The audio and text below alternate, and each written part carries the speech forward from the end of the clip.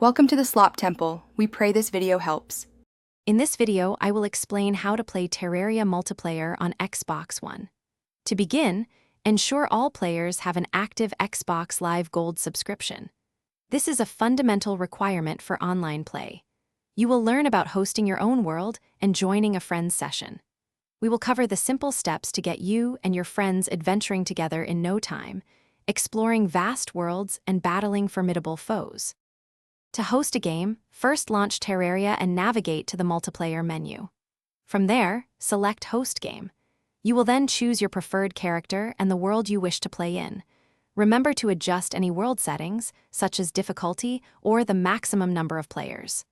Once your world loads, you can invite friends directly from your Xbox friends list to join your adventure.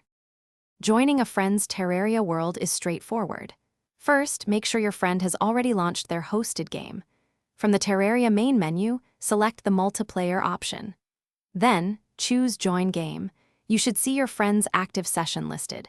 You can also accept a game invitation directly through your Xbox notifications or join their game through their Xbox profile.